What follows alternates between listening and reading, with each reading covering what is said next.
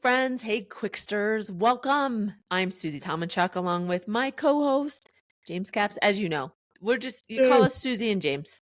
That's That's it. right. We're the Wonder Twin Powers. Wonder Twin. Boom. All right. So, James, today I talked to a client of mine, just got off the phone, literally, just got off the phone. Literally, you heard me just get off the I phone. did. You hung up. I was And there. you were there. They wanted to get some advice on how to handle a difficult executive and what to do. And Yeah. there's so many things about that. I thought, what a great topic for us to dive into today. Yeah. That's a fun one. And I think by difficult executive, I think the conversation we were having was, you know, uh, there are people in positions of authority and power that are sometimes really challenging. And it's one thing when it's one of your peers or somebody on your staff. I think that's a different animal.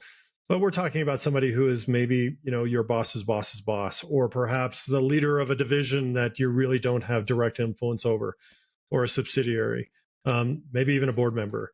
There's some serious challenges when it comes to that, and perhaps your organizational structure doesn't give you the authority to directly address it. So sometimes it's interesting to discuss ways that you can address that challenge without some of the tools you typically have.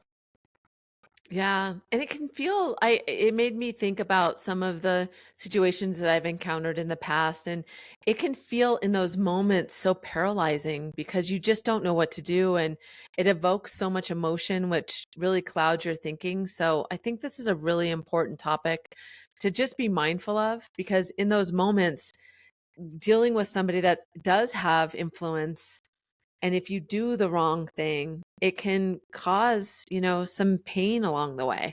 Sure. I mean, these are challenging situations. I mean, certainly, your inability to influence, it's demoralizing. It is, Yeah. causes some real anxiety. And we all behave in different ways when it comes to that.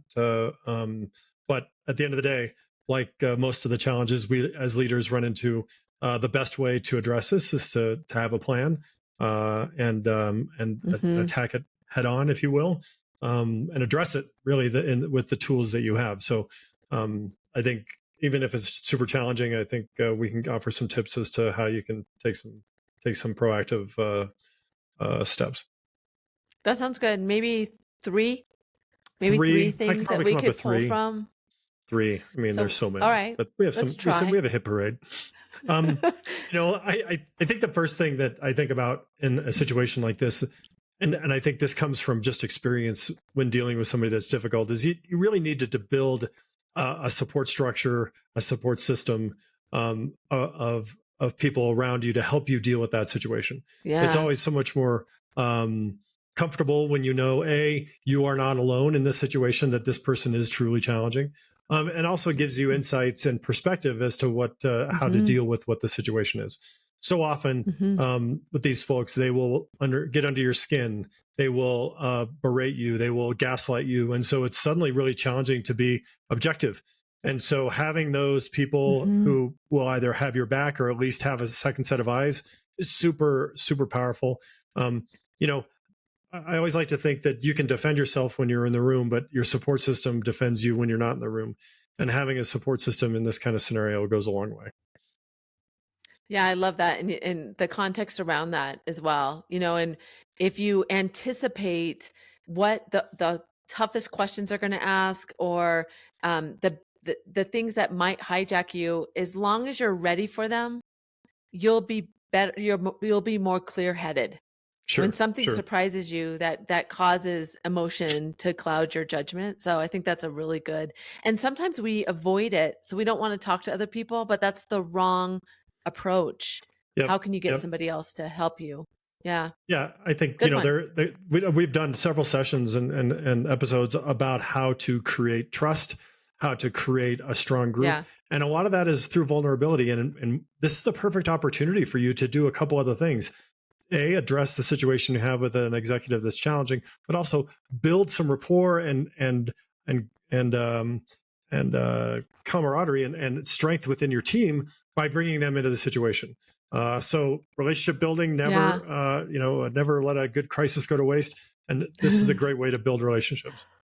So good. So good. Never let a crisis go to waste. Yep. Great. Quotable. All right. What's number two? I think the second one too is you have to examine the bigger picture.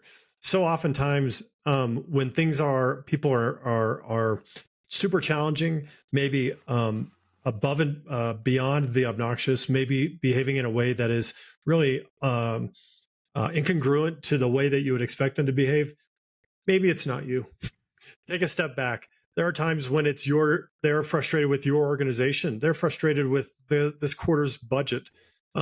There's a lot of situations that really may be outside of your control. And so you need to be mature, realize that maybe you are not the center of the situation or center of the problem, and realize that there's Yeah. really nothing you can do. You can be professional, work through it, but realize that it may be something that you are not aware of. Yeah. Zooming out, I think about zooming out and being able to look Hmm. at from a different, like literally thinking about how do I see this from a different perspective is a good tactic to use. Yep. And then just seeing it from their side. Yeah, that's a No, and I really think good it goes one back to the because, first topic, which or first suggestion is, check with others. Does he behave like this yeah, person behave like that? Is she always yeah, this frustrated during meetings? No, just during finance meetings. Oh, okay. So maybe it's about finance. Um, you know, Understanding the bigger picture gives you more opportunities to be successful, but also maybe take some of the pressure off of you to single-handedly address the problem.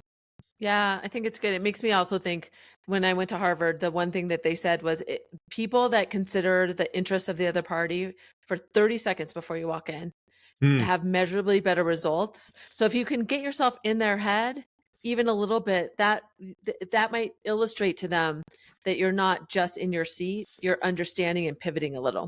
Oh, and that's such a great piece of advice. I'm going to remember that statistic, but because I do think that so often we are focused on my slides, my presentation, Mhm. my budget, Yep. my staff, my team, and really it takes a tremendous amount of energy to take that 30 seconds and go, okay, Mhm. what's the expectation from their side? What is the point of view from their side?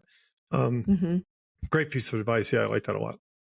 Yeah, it can even give you the words to use because you're Absolutely. now reorienting yourself. So you don't even know the nuances that it provide to you, the tools. Yep. So what's the third?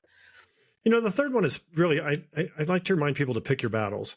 So Hmm. many of us are people pleasers. So many leaders are type A, where they want to make sure that they are the best.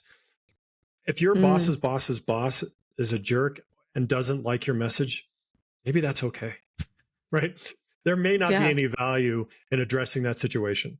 Odds are pretty good that problem is well outside of your ecosystem. If the president of the Southwest Division is a horrible individual, but you only deal with them once in a while, then that's just the way it is. I do find that many people come to me for coaching about an individual relationship, and it'll take a couple sessions to get to the fact that this is just something that's bothering you. It may not be important. And the truth is you Yeah. need to move past it. And we're talking about it because it's got under your skin, but it isn't really affecting your career. It's just affecting your pride.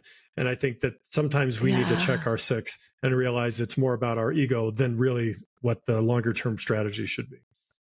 Yeah, I remember being in I was with a partner in a consulting firm. He and I were meeting with a guy he didn't know, and the guy started like throwing out facts and wanting to kind of show his knowledge.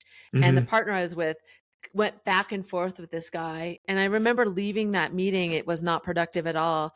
And the partner that I was with was like, wow, I let my ego get in the way. Exactly. I didn't Exactly. even, I like, he was kind of saying, I didn't even see something took over for me. Right. Kind And of I wish I outside of, could have like turned that right. off. Yeah. Yeah, our So, egos definitely get in the yeah. way, and whether it's in Hmm. the moment or even after the fact, you know, we have plenty of challenges, and ensuring that you have a great relationship with somebody who is barely tangential to your ecosystem is probably Hmm. not worth the energy.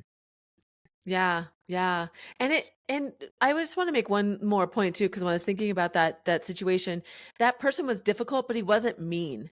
This We're Right, not just talking about people just being mean. That this can be really subtle. Let's not just think it's somebody that's just, you notice and you're like, that's the mean guy. right, This right. can be really subtle, passive Yeah, there aggressive could even. be various ways that they can be non-productive, I guess is a good way to describe that. Whether it's Yeah. being whether they're a bully or whether they're Mhm. silently ignoring you and deflecting or disregarding, Mhm. that behavior is if it's non-productive. The question is, how do you address that? Yeah. So good. All right. So what are the 3? Bring us back. So, yeah, wrapping up, I think the first one is, build a support system around you. Make sure you have some more eyes in the room to help you see it for what it is, and also to get some clarity on the situation from others' points of view. Second, use that support system to get the bigger picture. Examine it from a different point of view. Look at it from their point of view. Understand the situation so you can go in with a little objectivity. And then third, pick your battles.